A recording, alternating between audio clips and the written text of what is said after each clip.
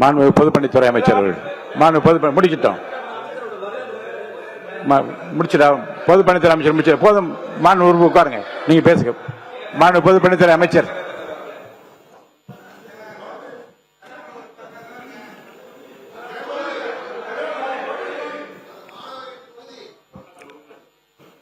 மாண்புமிகு பேரவைத் தலைவர் அவர்களே, 100 நாள் ஆட்சி அடுத்த 25 வருடங்களுக்கான ஒரு அடித்தளத்திற்கான மக்கள் ஆட்சி. இந்த ஆட்சியை உருவாக்கியது இளைஞர்களும் பெண்களும்.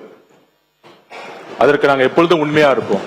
எங்களுடைய முதலமைச்சர் இறந்த எங்களுடைய சகோதரர்கள் அமுதனும் தனுஷாவட்டும் எங்களுடைய குடும்பமாகவும் சகோதரனாகவும் நாங்கள் நினைக்கிறோம். எங்களுக்கு உணர்ச்சியோட ஒரு அரசியல நாங்க இதை பத்தி நாங்க பேசுறோம்.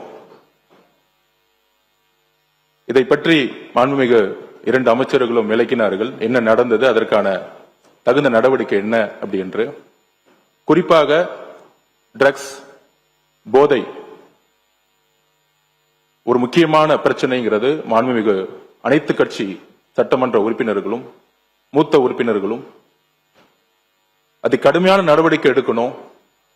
காவல்துறை உடைய அறிக்கையை மட்டும் நீங்கள் நம்பாதீங்க அப்படிங்கறத பதிவு பண்ணாரு.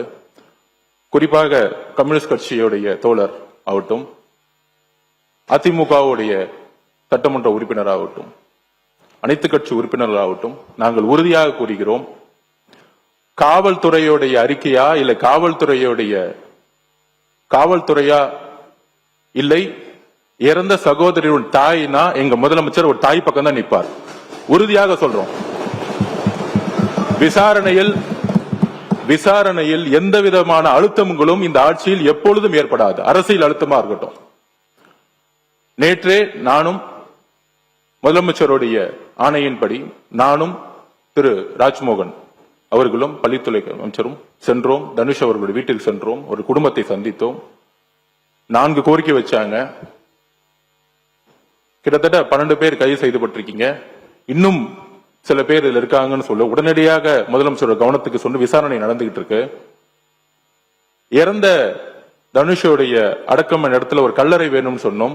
உடனடியாக முதலமைச்சர் அந்த கல்லறைக்கான இடத்தை ஐடென்டிஃபை பண்ண சொல்லியிருக்கிறாரு.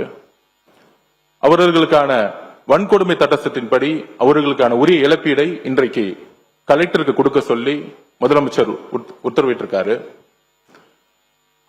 இதோடைய வெளிப்பாடுதான் தற்போதைய ஆட்சி பொறுப்பேற்ற உடனே மாண்புமிகு முதலமைச்சர் அவர்கள் கையெழுத்திட்ட 3 திட்டங்களில் anti narcotics task force ANTF திட்டம் ஒன்றாகும். இத்திட்டத்தின் முக்கியத்துவம் கருதி இத்திட்டத்திற்கு ரூபாய் 264.14 கோடி நிதி மாண்புமிகு முதலமைச்சர் அவர்களின் உத்தரவுப்படி ஒதுக்கீடு செய்யப்பட்டு மாநிலம் முழுவதும் 65 ஆன்டி நார்கோட்டிக்ஸ் டாஸ்க் போர்ஸ் அலகுகள் உருவாக்கப்பட்டுள்ளன. எனவே இந்த அரசு தமிழ்நாட்டிலிருந்து போதைப் பொருள் பழக்கத்தை அடியோடு வேறிருக்க வேண்டும் என்பதில் மிக உறுதியாக உள்ளது. இந்த நடவடிக்கையில் அரசு எந்தவித சமரசமும் செய்து கொள்ளப் போவதில்லை. ஆனால் நான் குறிப்பிட்ட கம்யூனிஸ்ட் தோழர்களை பத்தி பேசினேன், அதிமுக தோழர்களை பத்தி பேசினேன். நான் திமுக பத்தி பேசவே இல்லை. திமுகவுடைய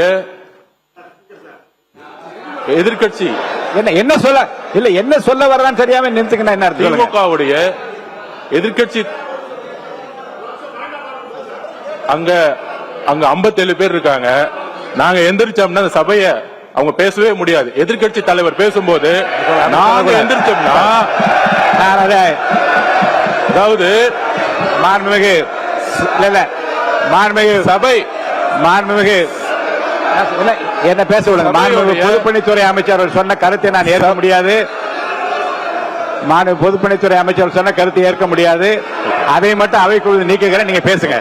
யாரும் சொல்லிட்டு நீக்கிட்டு உட்காருங்க உட்காருங்க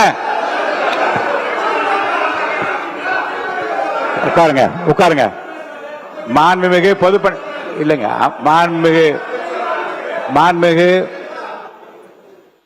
மாண்புமிகு பொதுப்பணித்துறை அமைச்சர்கள் கடைசியில் கூறிய வாசகம் மற்றும் நீக்கப்பட்டு சொல்லிவிட்டேன். நீங்க உட்காருங்க உட்காருங்க உட்காருங்க. நீங்க எனக்கு புரியல. கொலடா அவரா இல்ல நீங்களா எனக்கு தெரியல. உங்க கொலடா நிக்கிறார், நான் நிக்கிறேன். நீங்க தொடர்ந்து பேசினா என்ன அர்த்தம்? மாண்பு பொதுப்பணித்துறை அமைச்சர்.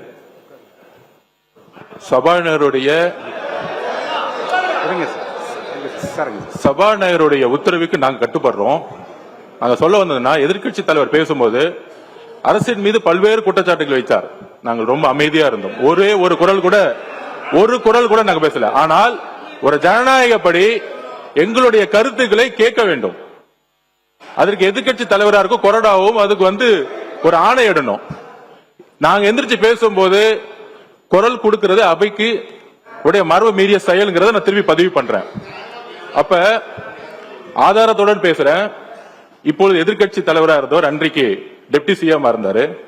திமுக ஆட்சியுடைய இந்த போதை பழக்க வழக்கம் இந்த 100 நாளை ஏற்படுத்த முடியாது. இந்த போதை பழக்க வழக்கம் நாங்கள் திருப்பியும் பதிவு பண்றோம். 2020 வரைக்கும் 2020க்கு முன்பு தமிழ்நாட்டில் போதை கலாச்சாரம் இல்லை. உறுதியாக நாங்கள் கூறுகிறோம்.